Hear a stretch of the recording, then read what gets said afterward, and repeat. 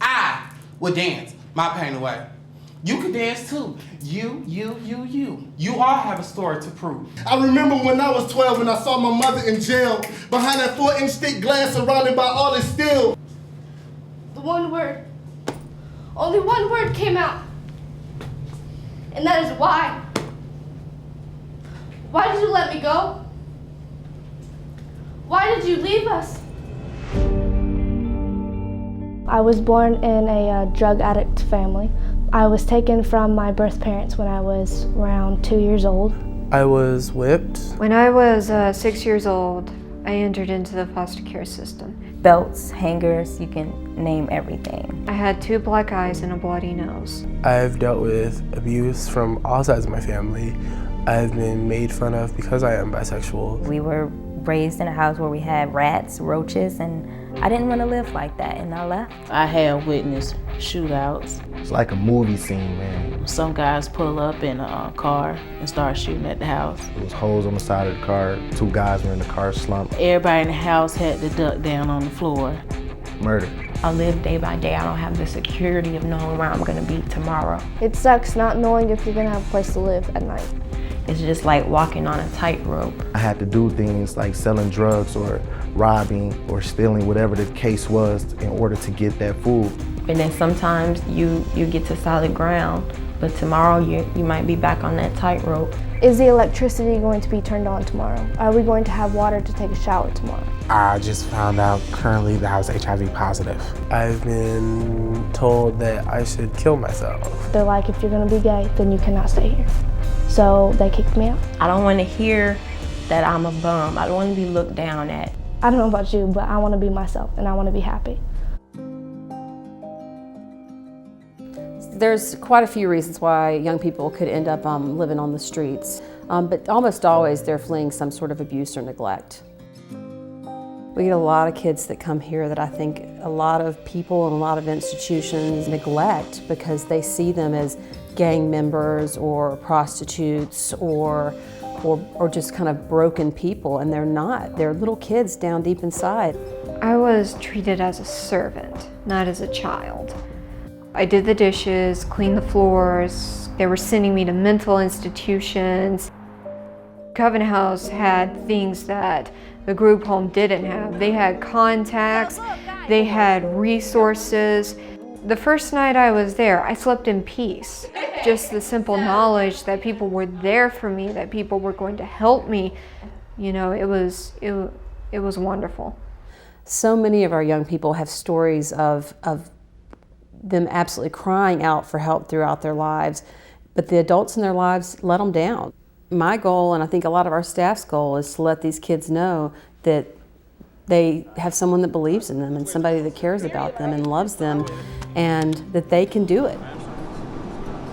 Before I came to Covenant House, I have been homeless for 3 years, moving from shelter to shelter. So I had to make ends meet and, you know, do some things that, you know, I regret. From selling weed to prostituting to check fraud. Living like that is like really scary because you never know what happened. Not having a dad figure in my life, I ran to the gang life because they all was like family to me. Oh, we're gonna take care of you, you know, we're gonna show you the love nobody's showing you. At 14 years old, I was the second biggest drug dealer around my neighborhood. Gang activity was all around me. I was on my way to work and some guys tried to rob me. I remember him shooting at me. And the last shot I heard, pow. I felt it, and went through my leg.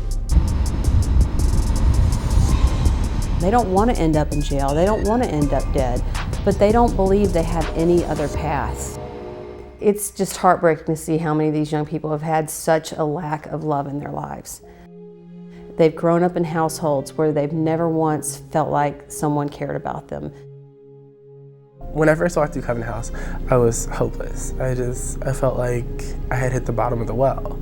My mother has thrown objects at me. She's chased me down the street in her car. When I first came out, she yelled, she cried, and she came back. She said, "I hope this is a cruel joke." And I said, "No, it's not.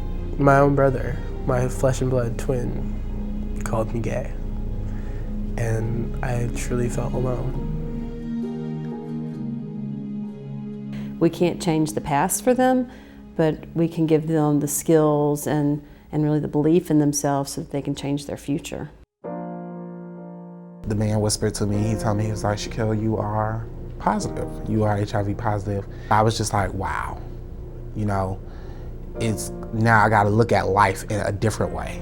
Now I gotta look at it like, what can I do now? So right now, me being at the Covenant House is a major thing, because they are helping me do a lot.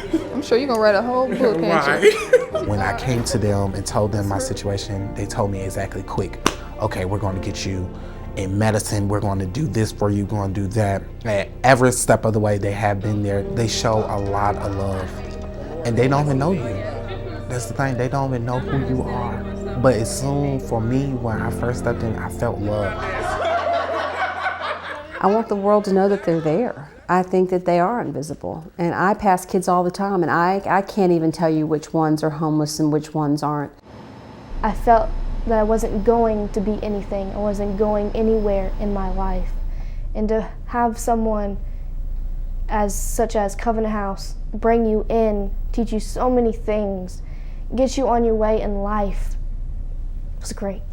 I'm a senior in high school. I'm going to finish high school. As of June 7th, I will be leaving for basic training for the Army.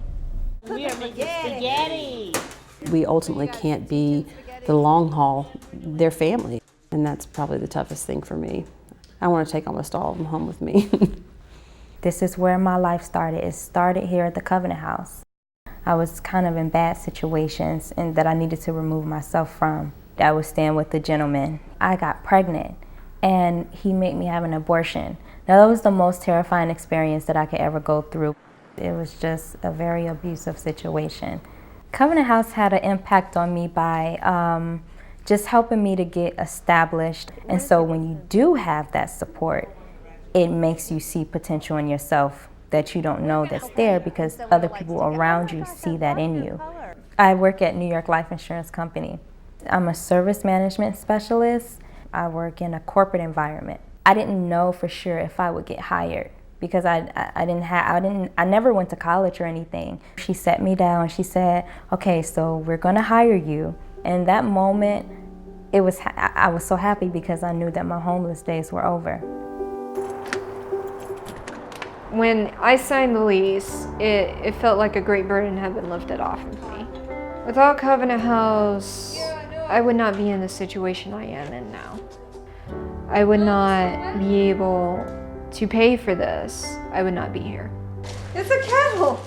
Yeah. Okay, now how do you use something like this?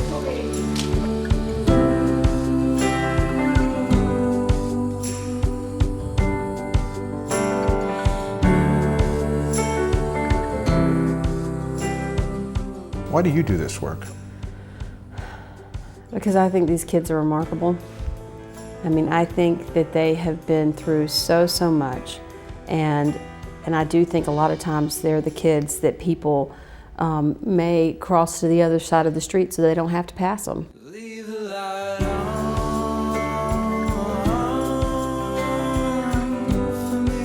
They look so tough and they look so angry, and it's so amazing to me to see that transformation.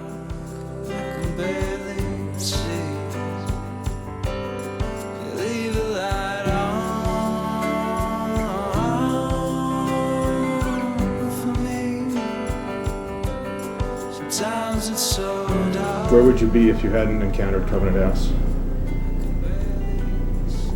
I don't know. I probably would still be homeless. On the streets, probably prostituting. I think I would be back in jail. On the streets. On the streets or dead in a ditch. I think, true enough, I think I would have killed myself. I would have been a school dropout. I would have not had a job. Life would suck. Covenant House has definitely helped me get on the right road. Now I'm in college. Now I'm working with 2 jobs. And yeah, hopefully, I can get my own place. I'm not who I used to be. I'm living independently and I'm working full time, so it's very liberating. They have taught me how to be responsible, how to trust people again. I am so happy. So happy. Did you ever think you'd get here? No. I didn't have any dreams, any hopes before coming to House. And now I reach for the stars.